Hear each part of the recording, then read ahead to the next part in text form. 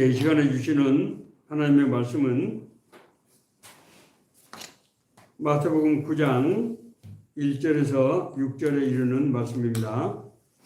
저와 여러분이 한 절씩 다 같이 교독하시겠습니다. 예수께서 배에 오르사 건너가 본 동네에 이르시니 침상에 누운 중풍병자를 사람들이 데리고 오거늘 예수께서 그들의 믿음을 보시고 중풍한 자에게 이르시되 작은 자야 안심하라 내 주 사함을 받았느니라. 어떤 서기관들이 속으로 이르되 이 사람이 신성을 모독하는도다. 예수께서 그 생각을 아시고 이르시되 너희가 어찌하여 나악한 생각을 하느냐. 내 죄 사함을 받았다 하는 말과 일어나 걸어가라 하는 말 중에 어느 것이 쉽겠느냐. 그러나 인자가 세상에서 죄를 사하는 권능이 있는 줄을 너희로 알게 하려 하노라 하시고 중풍병자에게 말씀하시되 일어나 내 침상을 가지고 집으로 가라 하시니. 아멘.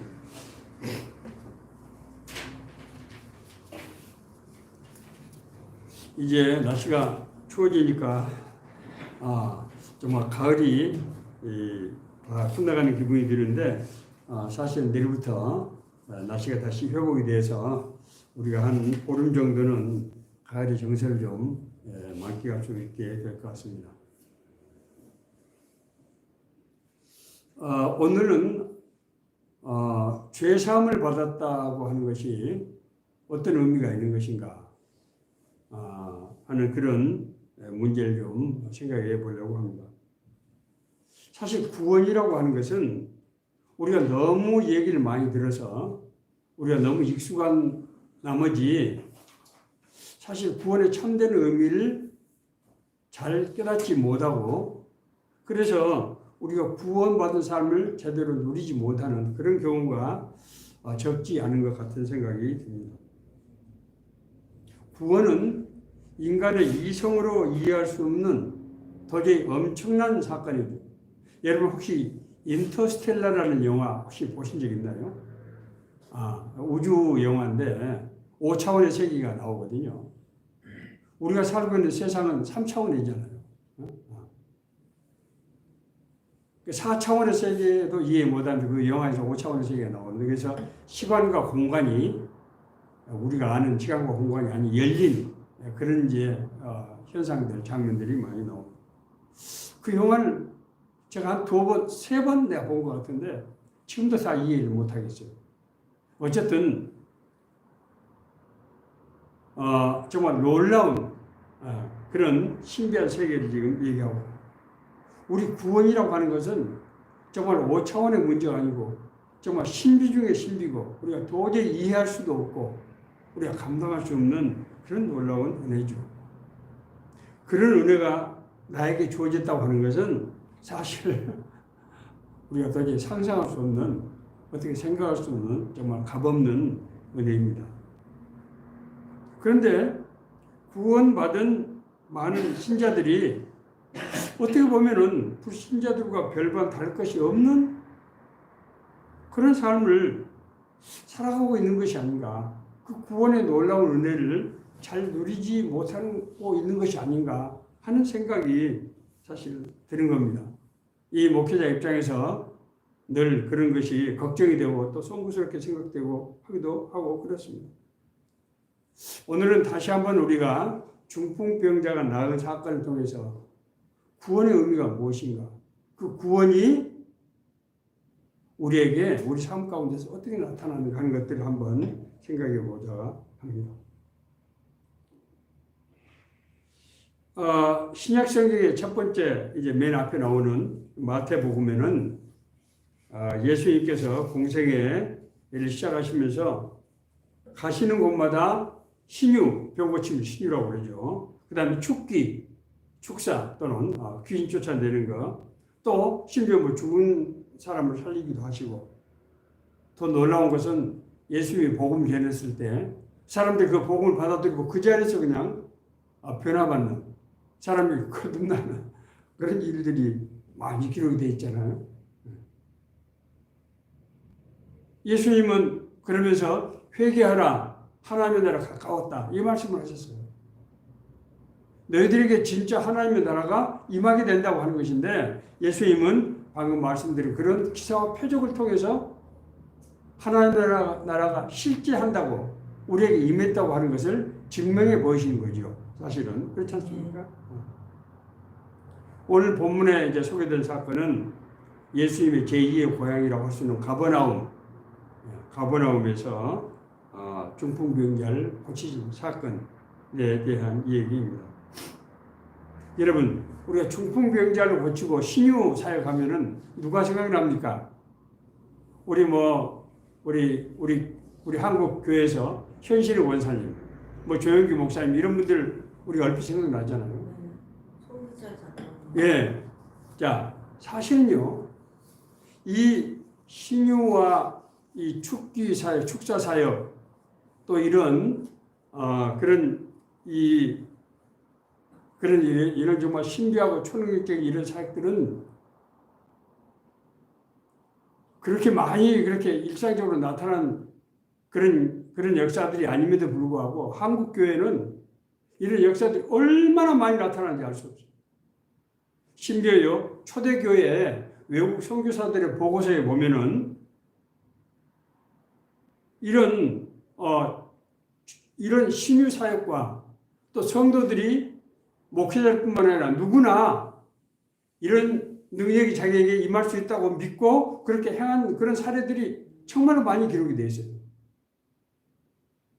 저는 우리 한국교회 집안이었는데 그 폭발적인 부흥, 이 씨앗이 바로 1907, 8년도에 원산과 평양의 대부흥에서 비롯된 것이라고 생각하는데 그 원산과 평양의 대부흥이 어떻게 일어나는가 하면 그런 신유사역, 축기사역을 통해서 일어났거든요. 그 정말 하나님이 우리 한국교회에 대해서 한국의 성도들에 대해서 특별한 관심, 정말 사랑을 베푸신 것이다. 저는 그렇게 생각이 됩니다. 물론 여러 가지로 우리 교회에 대해서 평가가 있고 하지만은 하나님의 교회는 결코 실패하지 않습니다. 하나님이 함께 하시고 우리에게 자신을 드러내신다는 증거잖아요. 그런 것을 볼 때 정말 우리가 한편으로는 걱정도 되지만은 그럼에도 불구하고 우리가 정말 믿음을 지켜나가야 되겠다는 그런 생각을 더 절실하게 하는 그런 대목입니다. 그런데 예수님의 사역을 이런 놀라운 정말 기사와 표적들이 항상 환영을 받았던 것은 아니라고 성경은 기록하고 있습니다. 예수님께서 공생의 사역을 시작하고 하신 것은 원래 어디입니까? 자기 고향 나사렛이죠. 예. 나사렛은요, 제가 이렇게 지도를 보니까 갈릴리 호수에서 남서쪽이에요. 아래쪽이에요. 그래서 한 24km 정도 떨어진 고향이라고 기록이 되어 있어요. 보니까. 이쪽은 기후가 굉장히 온화하고 수목이 우거지고 그래서 살기 좋은 동네인데 제가 2005년도에 이스라엘을 갔을 때 나사렛을 특별히 제가 가서 그쪽에서 몇 시간을 이렇게 보냈는데 정말 지금도 그 인구가 한 20만 정도 된다고 하는 것 같아요. 이스라엘로서는 상당히 큰 도시입니다. 기후가 따뜻하고요. 상당히 아름다운 그런 도시였어요. 예수님께서 거기에 어린 시절을 보냈다고 하니까 제가 특별히 아주 감회가 새롭고 거기에 이제 카톨릭에서 만드는 성당이 있는데 그 안에 우리 한국어로 또 여러 가지 성경의 말씀이 기록된 것도 있고 그런 것을 봤고요. 나사렛에서 유명한 것이 포도주입니다. 그래서 우리 한국 관광객들은 거기를 가면은 반드시 포도주를 사온대요. 그래가지고 교회에서 이제 성찬할 때 그 포도주를 쓴다고 그러는데 저는 그때 그 생각을 미처 못하고 포도주를 제가 고쳐왔습니다. 예수님께서는 나사렛에서 부친인 요셉이 목수였기 때문에 그 아버지를 따라서 목수 일 하다가 이제 30세 이후에 하나님 나라 일을 하셨습니다. 예수님께서 공생을 시작하실 때 나사렛 회당에서 주의 성령이 내게 임하셨으니 그렇죠. 내게 기름을 부으시고 나를 보내사 포로된 자에게 자유를 눈먼 자에게 다시 보게 함을 전파하며 눌린 자를 자유케 하고 주의 은혜를 전파하게 하려 하심이라. 누가복음 4장 18절 19절에 있는 말씀이죠. 무슨 얘기입니까? 하나님의 성령이 포로되고 눈멀고 가난한 자들에게 복음을 전해서 그들을 자유케 하기 위해서 나를 보냈다. 이렇게 선포하시는 거예요. 그리고 예수님께서는 자신의 이 말씀을 입증해야 하듯이 정말 병든 사람들, 귀신 들린 사람들, 그 당시에 가장 무서운 병이 한센병, 그런 문둥병이었어요. 그런 병자들이 굉장히 그 당시에는 많았어요. 그런 사람들을 예수님께서 가서 만져주시고, 아무도 접근하지 않은 사람들 가서 만져주시고 치유하시고, 심지어 죽은 자를 살리시는 그런 이적들을 행하셨습니다. 정말 그런 질병에 죄에 매이는 자들을 자유롭게 하신 것이죠. 자, 그런데 정작 나사렛 사람들은 예수님의 이 권능을 인정하지 않고 환영하지 않았어요. 아니, 이 사람이 마리아의 그 아들 그 목수가 아니냐? 응? 아니, 그 형제들 뭐 야고보, 요셉, 유다, 시몬, 우리 다 친구들 아니냐? 그런데 자기가 하나님이 보냈다는 얘기가 무슨 얘기냐? 이렇게 생각하면서 받아들이지 못하고 하게 된 것입니다.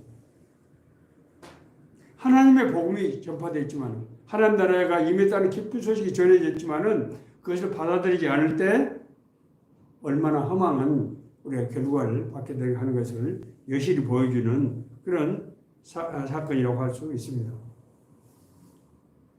뿐만 아닙니다. 예수님의 이런 사역이 자신들의 삶을 어렵게 한다고 생각하는 분들도 있었어요. 사실 오늘 지금 마태복음 9장 앞에 8장에 보면은 무슨 사건이 기록이 되어 있습니까? 예수님께서 가다라 지방은 갈릴리 호수 오른쪽 아래에 있는 그런 지방입니다. 거기서 사역을 하실 때 무덤 사이에서 지내는 귀신들이 두 사람이 있었어요. 이 사람들에게는 군대 귀신이 들어있어요. 군대 귀신. 많은 귀신들. 여러분, 고난의 땅에는 귀신들이 많이, 그런 한을 품은 그런 영들이 많아서 그런지 그런 귀신들이 역사가 아주 강하게 나타났던 것 같아요. 그래서 예수님께서는 그들을 보시고 불쌍히 여겨서 이제 그들을 자유케 하기 위해서 갔더니, 아니, 하나님의 아들이여, 그 귀신 들린 자가 예수님을 보되, 하나님의 아들이 우리가 당신과 무슨 상관이 있길래 때가 오기 전에 우리를 괴롭게 하시려고 여기 오셨습니까? 누가 한 얘기입니까? 귀신. 그 안에 불쌍한 안에 사람들 안에 들어있는 귀신이, 영이 예수님을 알아보고 두려워서 이렇게 하는 그런 얘기입니다. 그때 그러면서 이 귀신 들린 자들이 만일 우리를 쫓아내려고 하면은 저 돼지떼에 들어가게 해주십시오. 그러잖아요. 그때 예수님께서 그래, 그들에게 들어가라. 그랬더니 그 많은 군대 귀신들이 돼지떼에 들어갔는데, 들어가자마자 돼지떼들이 견디지를 못하고 막 비탈길로 내려가서 바닷물에 빠져서 다 몰살하고 말았습니다. 그 양치던 목동들이 놀라가지고, 그 돼지를 치던 그 사람들이 놀라가지고 동네에 가서 그 사건을 보고를 하니까 그 마을 주민들이 어떤 반응을 보였습니까? 예수님 보고, 선생님, 당신 왜 남은 땅에 와서 이런 일을 합니까? 거기서 이 땅을 어서 떠나라고. 뭡니까? 지금 엄청난 사건, 사실 귀신이 쫓겨나고 돼지떼가 몰살하는 것은 이게 지금 무슨 일입니까? 하나님이 나라가 그 땅에 임했다고 하는 거예요. 지금 하나님이 그 땅을 지금 찾아오신 거잖아요. 그런데 그걸 알지 못하고 자기들이 재산상 손실만 생각하고 예수님을 박대하고 그렇게 추방한 것입니다. 그래서 예수님께서는 다시 이제 자기 제2의 고향이라고 할 수 있는 가버나움으로 돌아가시는 거예요. 예수님이 사역할 곳이 이렇게 많지 않았어요, 사실은. 그런데 예수님은 그래서 이 여러 가지 베세다라든지 그런 지역에서 갈릴리 해변 주변에서 자신의 고향이니까 사역을 하시다가 나중에는 이 두로와 시돈 등 이방 지역에까지 가셔서 이제 복음을 전하시고 구원하시는 그런 역사를 일으켰습니다. 자, 이제 예수님께서 가버나움에 다시 들어오신다는 소식이 들리자 사람들이 아주 구름대처럼 몰려서 인산인해를 이룬 겁니다. 그런데 그 고장에 한 중풍병자 환자가 있었어요. 아주 오래된 중풍병 환자가 있었어요. 그런데 예수님이 오신다는 소식을 듣고 그 중풍병자 친구들 4사람이 이제 상을 만들어서 그 중풍병자를 이제 그 상에다 올려서 자기들이 메고 예수님 앞에 이제 왔는데 사람들이 너무 많아서 집에 들어갈 수가 없는 거예요. 접근조차가 안 되는 거예요. 예수님 앞에 그때 갈 수가 없어요. 그래서 이 사람들이 이제 나무를 통해서 지붕에 올라가서 그 중풍병자를 이제 실었던 그 상자를 지붕을 뚫고, 물론 유대 지역이기 때문에 그렇게 추운 겨울이 아니기 때문에 지붕이 얇아서 그런 것이 가능했겠습니다만은 어쨌든 지붕을 뚫고 예수님 앞으로 그 상자를 줄로 달아 내려서 이제 예수님 앞에 그 환자를 이제 내려 놓게 된 것입니다. 예수님께서 이 사람들의 믿음을 보시고 작은 자야 안심하라, 내 죄 사함을 받았느니라 라고 말씀하시고, 내가 내게 이르기를 일어나 내 상을 가지고 집으로 가라, 이렇게 말씀하셨어요. 그래서 그 중풍병자가 벌떡 일어나서 정말 자기가 누워 있었던 그 상을 메고 자기 집으로 돌아갔다. 성경은 그렇게 기록하고 있습니다. 자, 오늘 이 말씀의 의미가 무엇인지를 우리가 생각해 봐야 하겠습니다. 예수님께서 중풍병자의 병을 고쳐주신 사건, 또 앞서 제가 언급했던 여러 가지 사건들은 무슨 표시입니까? 하나님이, 우리의 아버지 되신 하나님이 자기의 자녀들, 백성들을 불쌍히 여기시는 하나님의 자비와 긍휼이 들어있다. 앞서 말씀드린 대로 가다라 지방에서 그 많은 돼지떼리 속에 그 군대 귀신이 들어가서 바다에 빠뜨렸지 않습니까? 그 지역의 사람들은 자기들의 재산인 돼지가 몰살한 것을, 그걸 분을 내고 예수님을 추방했지만은 그로 인해서 정말 그 고통을 받던 그 귀신 들린 자들을 생각하는 그 하나님 아버지의 그 자비와 긍휼이 거기에 들어있는 거 아니겠습니까? 중풍병은 그 옛날 시대뿐만 아니라 오늘날에도 사실 얼마나 이게 무서운 병입니까?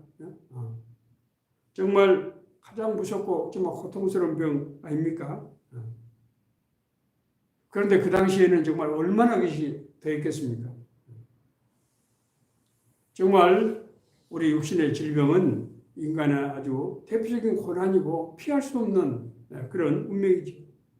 자, 그런데 성경은 이런 인간들의, 우리에게 닥친 이런 고난들이 하나님을 만나게 되는 그런 사건이다, 기회가 된다고 하는 것을 성경은 여러 군데에서 우리에게 보여주고 있습니다. 야곱이 정말 어릴 때부터 장자권의 열망을 가지고 있었는데 그 열망이 실제로 구현된 것은 언제입니까? 자기가 광야로 자기 형 에서를 속인 그 일 때문에 광야로 도피로 가서 그 광야 여정에서 정말 하나님을 만나잖아요. 나중에 그 땅이 이제 원래는 루스 땅이었죠. 나중에 베델이 되죠. 하나님의 집이라고 하는 베델로 야곱이 명명을 하게 되는 거죠. 그것이 하나님을 인격적으로 만나서 정말 자기가 구원받았을 뿐만 아니라 자기가 소망했던 장자권이 이루어지게 돼서 자기 조부 아브라함을 이어서 하나님 나라를 언약을 이루는 그런 당사자가 된 거 아닙니까? 요셉은 어떻습니까? 요셉은 노예 생활 속에서 정말 하나님을 만나게 됐고, 그래서 이스라엘 나라를 살리는 그런 주인공이 됐던 것이죠. 모세는 어떻습니까? 모세는 광야에서 양치기 삶을 40년 동안이나 살았는데 그 광야 이 속에서 하나님의 음성을 듣고 하나님을 만나는 그런 역사가 있었죠. 사실 이스라엘 역사 자체가 보면 출애굽에서 가나안 땅에 들어가기 전까지 40년 동안 광야에서 유리방황하게 되는데 그것이 어떤 과정이라고요? 하나님을 사실은 만나는 그런 과정이었죠. 성경은 만나와 메추라기로 이스라엘 백성들을 먹이시고 40년 동안 먹이시고 반석에서 샘물 나게 하시고 낮에는 구름기둥 밤에는 불기둥으로 이스라엘 백성들을 인도하시는, 우리는 자칫 잘못하면 그렇게 해서 그곳에서 정말 생명을 유지했구나 라고만 생각하는데 사실은 성경은 뭘 얘기하고 있습니까? 하나님이 우리와 함께 하신, 인도하신다고 하는 것을 보여주는 것이잖아요. 하나님이 어떻게 인도하십니까?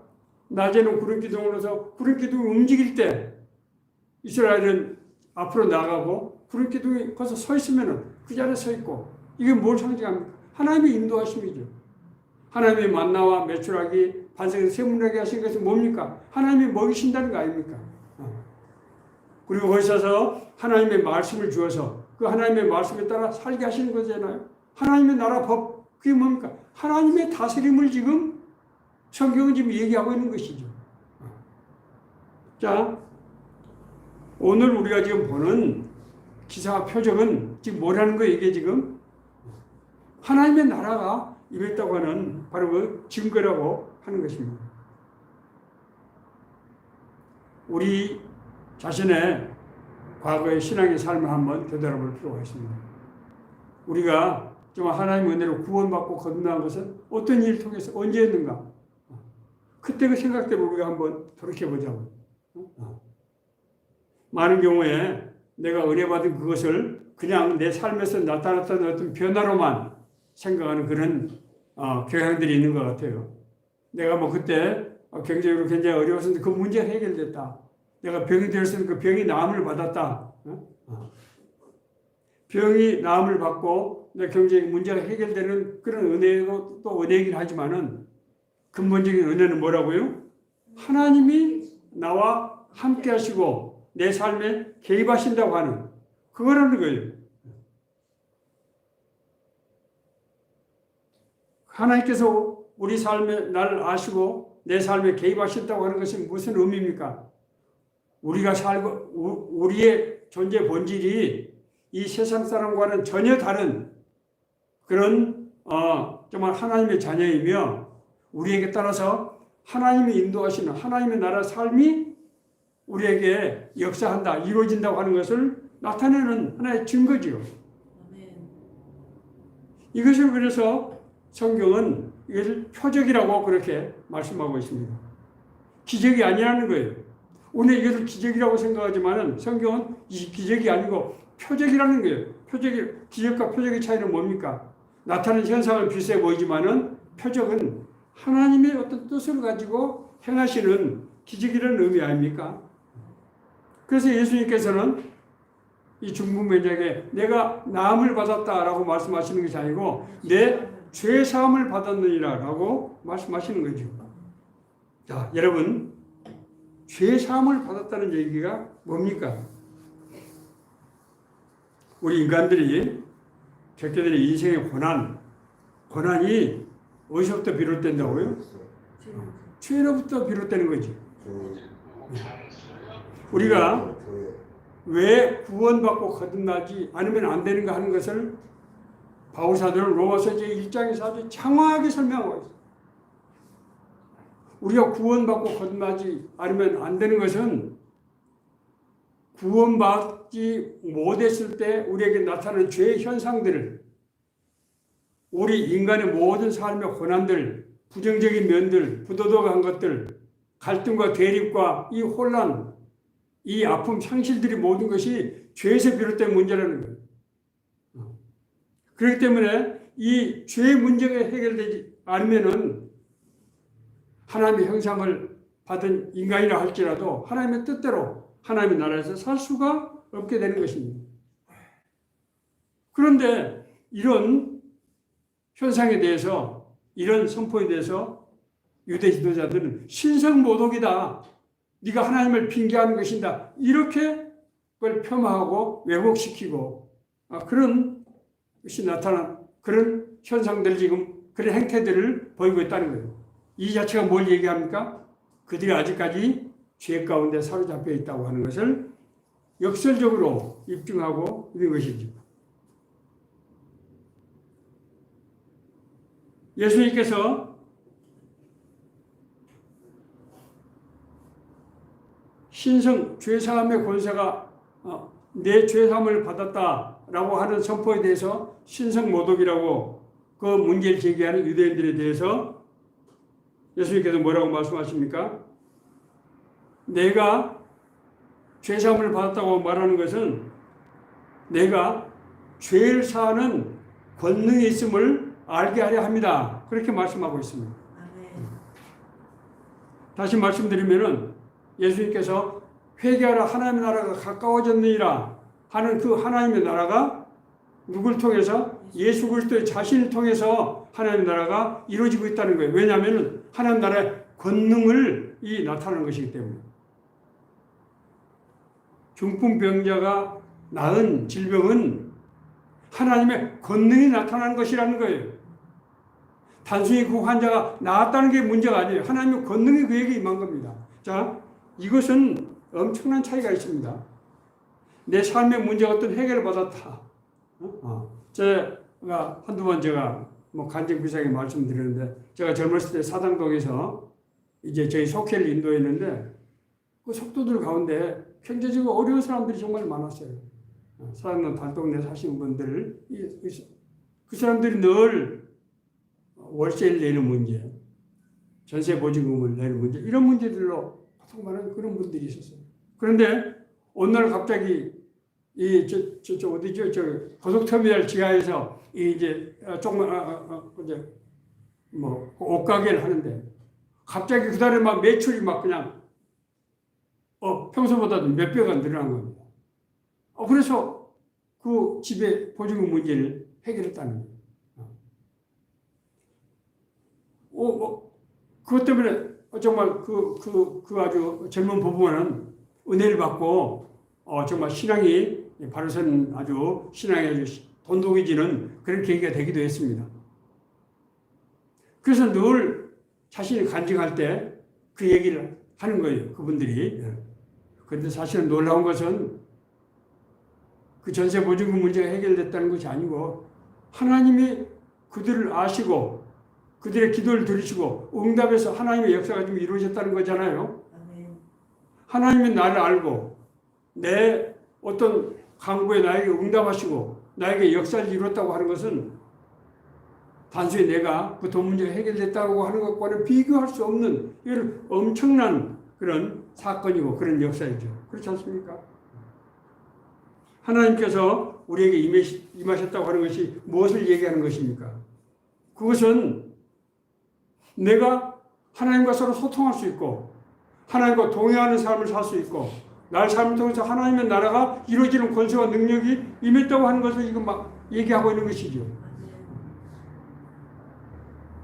이것은 우리가 단지 그런 특별한 신비한 체험을 했다는 것과는 도저히 비교할 수 없는 그런 큰 의미를 가진 그런 사건이라는 거예요. 앞서 제가 말씀드린 대로 우리 한국교회에 그런 신유의 역사와 축사의 역사가 많이 일어났다고 말씀드렸습니다. 많이 일어나서 우리가 병고침을 받고 문제가 해결됐다. 그런 것이 그런 것보다도 훨씬 더 큰 그런 뜻이 그 안에 있다는 거예요. 하나님께서 한국교회를 살아가시고 대한민국을 살아가시고 그래서 이걸 통해서 하나님의 뜻과 계획을 이루시기 위한 그런 의지를 하나님께서 드러내신 것이라고 하는 것을 우리가 이해해야 된다는 거예요. 그럼에도 불구하고 앞서 말씀드린 대로 많은 사람들이 이것을 단순히 어떤 현상으로, 어떤 능력으로 치부하는 그런 불신앙적인 태도를 보이는 그런 경우가 없지 않더라는 것입니다. 요한복음 6장에 보면은 오병이어의 기적을 예수님께서 행하신 사건이 기록이 되어 있습니다. 보리떡 5개 물고기 2마리로 5,000명을 모이시는 그런 역사를 행하셨어요. 이 은혜를 체험하고 난 사람들이 예수님을 이제 따라오는 겁니다. 그때 예수님께서 뭐라고 말씀하십니까? 너희들이 날 찾는 것은 표적을 본 까닭이 아니요 떡을 먹고 배부른 까닭이로다. 썩을 양식을 사지 말고 영생하도록 있는 양식을 사라. 그렇게 말씀하십니다. 그리고 이 영생하도록 하는 양식은 인자가 너희에게 준다. 그렇게 말씀하셨습니다. 우리가 은혜 받은, 그래서 그 은혜로 인해서 해결되는 문제에 집착하지 말고 그 뒤에 숨어있는 하나님의 뜻, 하나님의 은혜를 생각하라고 하는 것입니다. 많은 사람들이 하나님의 은혜를 받고 정말 하나님의 인도하심이 삶 가운데서 역사함에도 불구하고 그 의미를 충분히 이해하지 못하기 때문에 그의 삶 가운데서 자기는 은혜를 받았지만은 자기를 통해서 하나님 나라의 역사와 능력이 나타나지 않는 그런 경우가 너무나 많다고 하는 거예요. 우리가 오늘 이 말씀을 우리가 다시 한번 생각하면서 앞서 말씀드린 대로 우리가 과거에 은혜 받았던, 우리가 구원받았던 사건을 다시 한번 음미해 볼 필요가 있다고, 다시 한번 제대로 생각해 볼 필요가 있다고. 그때 내가 어떤 상황에서 내가 은혜를 받았는가, 그리고 그 은혜가 나의 삶에 지금 어떻게 지금 역사하고 있는가 하는 것을 우리가 다시 생각해 봐야 된다는 거예요. 우리 구원을 교리 속에 가둬두면 절대로 안 됩니다. 제가 받은 교훈을 자꾸 교리적으로만 생각하는 거예요. 예수님은 사람의 모습을 입고 오신 하나님이야. 예수님은 예수를 믿으면 구원받고 거듭나게 된다. 천국 가게 된다. 이런 지식으로만 생각해요. 나에게 구원이 임했다는 것이 구체적으로 무엇인가? 성경은 로마서 8장 29절 30절에 뭐라고 얘기하고 있습니까? 우리 구원은 하나님의 미리 하심, 하나님의 부르심, 하나님의 의롭다 하심, 그리고 하나님의 영화롭게 하심. 이 네 가지라는 거 아니에요. 앞에 하나님이 우리를 미리 하시고 우리를 불렀다고 하는 것은 하나님이 우리를 의지적으로 우리를 선택했다는 뜻이고, 우리를 의롭게 하시는 것은 우리를 완전한 존재로 만들었다는 뜻이고, 우리를 영화롭게 했다는 게 뭡니까? 사실 영화롭게 했다는 말이 좀 어려워서 잘 이것을 자꾸 개인적으로 생각하는 경우가 많은데, 이건 쉽게 말하면 성령의 역사하는 존재가 됐다고 하는 것이죠. 지금까지는 인간의 이성과 방법으로 살아오던 우리가 하나님의 성령의 이끌림을 받아서 우리를 통해서 하나님의 성령이 역사하시고 능력이 나타나서 하나님 나라를 이루게 된다고 하는 것을 의미하는 것이죠.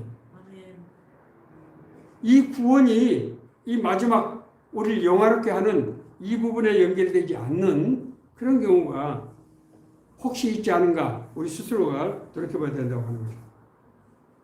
우리 구원의 실제적인 의미를 우리가 바로 이해해야 된다고 하는 거죠.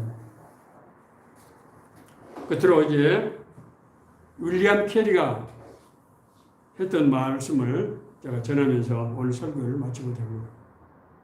제가 윌리엄 캐리를 알게 된 것은 제 순장이신 우리 최봉호 형제님, BBB 직장인 세계공부 선교회를 창설하시고 정말 평신도 사역시대를 열었던 우리 최봉호 순장님이 저에게 소개하고 가르쳤던 그런 말씀입니다. 최봉호 순장님 늘 그렇게 말씀하셨어요. 하나님으로부터 위대한 일을 기대하라. 하나님에게 땅콩을 구하지 말라는 거예요. 자기 삶의 문제에 매여가지고 늘 거기에 전전긍긍하고 그렇게 하지 말라는 거예요. 내가 구원받고 거듭났다고 하는 것은 하나님이 너를 택하시고 너와 함께 하시고 인도하신다는 뜻인데 자꾸 사소한 것, 그런 것에 매이지 말라는 거예요. 하나님으로부터 위대한 일을 기대하라. 두 번째로 하나님을 위해서 위대한 일을 시도하라. 윌리엄 캐리는요 14살 먹었을 때 영국에서 구두 수송공으로 이렇게 살았던 그런 사람이에요. 이 사람이 자기 친구하고 교리를 가지고 다투다가 하나님의 말씀을 깨닫고 은혜를 받고 제가 구원을 확신하게 됐어요. 그때 윌리엄 캐리는 내가 여기 있습니다. 나를 보내주옵소서. 라는 성경 말씀을 제가 받아들이게 됐어요. 그래서 정말 영국의 지배를 받아서 고난을 받고 있던 인도에 가서 속죄하는 마음으로 내가 하나님의 복음을 전해야 되겠다고 결심하게 됐어요. 윌리엄 캐리의 사역은 말할 수 없는 환난과 정말 공고한 그런 사역이지만은 그는 끝끝내 이제 인도에는 아마 3개의 언어가 있는 것 같습니다. 벵갈어, 산스크리트, 그리고 마라디아어 3개 언어로 성경 전권을 이 사람이 번역을 했어요. 그 성경을 보급한 겁니다. 뿐만 아니라 전 세계 44개 언어로 신약 성경과 쪽복음을 번역해서 전 세계 복음을 하나님의 성경을 말씀을 이제 배포한 바로 그 장본이 윌리엄 캐리는 세란포 대학을 뿐만 아니라 설립해서 교회 지도자들, 선교사들을 양성해서 현대 선교의 아버지라고 불리고 있고 세계 선교의 문을 연 바로 그 장본이 되었습니다. 말씀을 마치겠습니다. 우리가 구원받고 거듭난 것은 인간의 이성과 지혜로 도저히 이해할 수도 없고 상상도 할 수 없는 그런 놀라운 일이고 엄청난 축복이라고 하는 것입니다. 우리가 그동안에 하나님을 믿고 받았던 은혜, 그것이 돈 문제일 수도 있고 건강 문제일 수도 있고 여러 가지 인간관계 문제일 수도 있고 많은 문제들은 해결됐던 그런 축복들, 복들은 그 자체가 목적이 아니고 하나님께서 우리와 함께 하시고 우리를 사랑하시고 우리를 향하신 하나님의 뜻과 계획이 있고 우리를 통해서 하나님의 권세와 능력이 임함으로 하나님의 나라를 이루어지게 한다고 하는 그런 보증이고 그리고 나중에 세상을 떠날 때 우리가 영원한 하나님 나라에 들어간다고 하는 약속이기도 합니다. 이런 놀라운 은혜를 받은 우리가 받은 그 현상에만 집착하지 않고 정말 하나님으로부터 위대한 일을 기대하라. 하나님을 위해서 위대한 일을 시도하라고 한 윌리엄 케이의 어떤 믿음으로 우리가 본받아서 우리 삶 가운데서 하나님의 나라가 이루어지는 그런 역사가 있게 되기를 간절히 바랍니다.